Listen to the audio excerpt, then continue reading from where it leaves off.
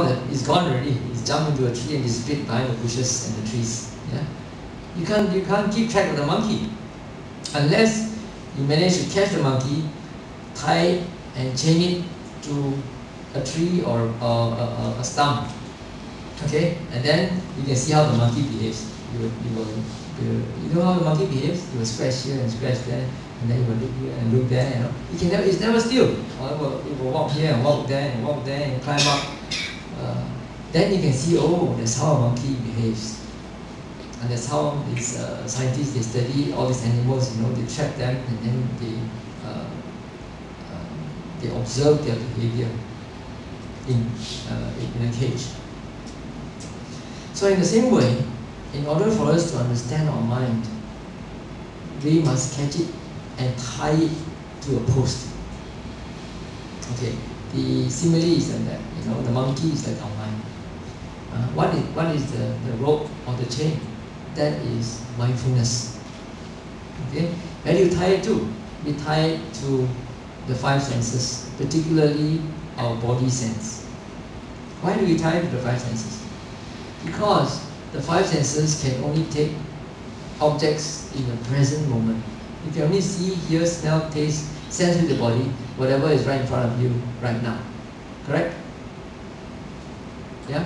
What you saw this morning, if it's not here in front of you, you can't see with your eyes. Same with the other five senses, sense objects. Whereas your mind, okay, what you saw this morning, with your mind, can you think about it? Can you? If you have a very vivid imagination, you can really picture it and see all its details. What you ate this morning, if you think about it, you can still remember. Because the mind can take objects of the past. You can also take objects of the future. I mean, projections of the future. You can think of what you're going to do tomorrow. Yeah. So the mind can take objects of the past, of the future, can take imagination, fantasy, you know, all sorts of things. So if you want to check the mind, it's very simple. Try to come back to the present moment. Be aware of your senses. What you see, hear, smell, taste, what you feel with the body.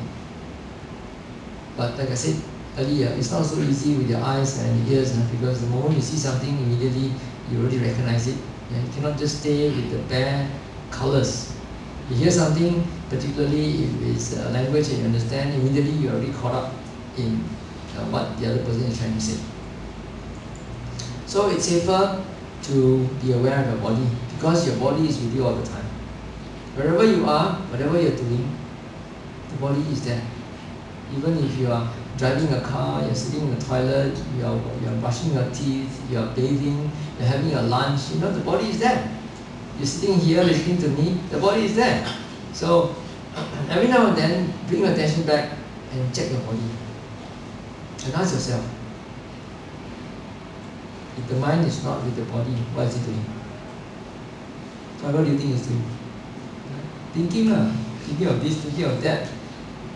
Now, when you do that often enough, the first thing you will realize is, you're crazy. Your mind is crazy. It's thinking of this and that, you know, beyond your control. That's one of the first realizations that a person who starts to practice this satipatthana, this establishments of mindfulness, realizes.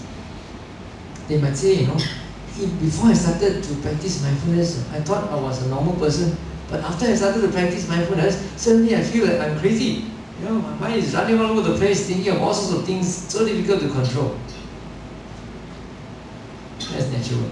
That's actually having a glimpse of anatta. There's no one there. Yeah. Okay, so now that you have learned how to keep track of the mind by having an anchor, a reference point, okay,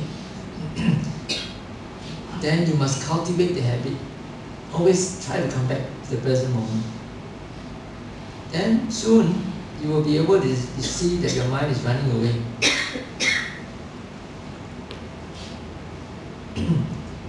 Then you will be able to distinguish idle mode and productive mode. Okay, what is idle mode and what is productive mode? Your mind is on productive mode, thinking on the thinking mode, which is productive. When it is thinking about something related to your job, your occupation, your family, the chores that you have to do, it's on idle mode. And you have all this idle chatter going on in your mind. For example, you are walking around the street, then you happen to look up and you see a woman walking towards you. And then automatically your mind will start to comment, oh, look at this lady. She doesn't know how to make up, put too much lipstick on the lips, and then doesn't know how to wear, no sense of color, the blouse doesn't match with the skirt, and so forth and so forth. And all these sort of things that go on in your mind automatically. People are very critical. Or you criticize yourself. Or you just walk along and then you see a car and then say, oh, there's a new car, looks interesting, I wonder who is driving the car, how much it costs. All these sort of things going on in your minds that's idle thoughts. Things that do not have any immediate benefit or future benefit. Just idle thoughts. So you begin to distinguish between idle mode and productive mode. Then when you know there is an idle mode, don't pursue the thought. Come back to the present. You're aware of what you're doing. Whether you're driving, or you are washing the dishes, or you are in the toilet, or you are breathing. Come back and be aware of the present moment. But don't worry, the mind won't stay there very long. Very soon you will just think of something again. Okay? Then you can see again how the mind moves off again, bring it back, move on again, bring it back. Then you get to see what is impermanent. This is anicca. This is something like seeing the sparks. If you pay attention to the mind, you can see the mind moving very fast, changing very fast. You can see it being impermanent. That's the second step. The third step is when you're able to see that all these thoughts just don't come out of the blue. Some of them do, some of them just pop out of them. But many of these are due to specific causes and conditions. Like the example I gave you just now, meeting a woman along the road and then having all these comments going on in your mind. Okay, if you had not glanced up and looked at that woman who did not have a good sense of taste, would you have all these comments going on in your mind? No, right? So this is a specific cause. This is a specific condition for having that thought. Or you could be having a meal with someone, lunch or dinner with somebody, and as you ate that food, the taste reminded you of a particular dish that you had many years ago with a dear friend.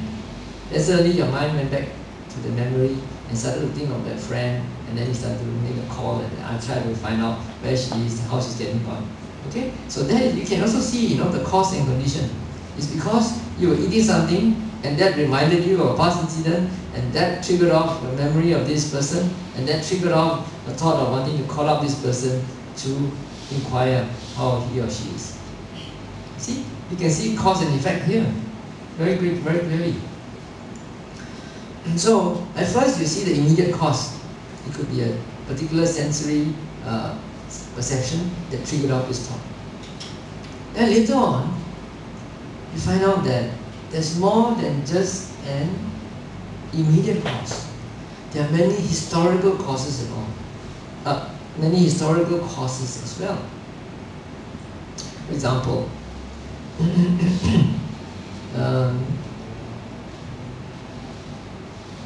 you're talking with somebody and then suddenly somebody mentioned a word, somebody's name. Maybe you mentioned the word Alice. Okay? And then you had an old flame by the name of Alice. Okay? Same name, I'm a different person, and an old flame by the name of Alice. The moment the person, mentioned the word Alice, immediately it triggered off the memory of Alice, and then you thought of all those good times you had, all those bad times you had, and then all this nostalgia.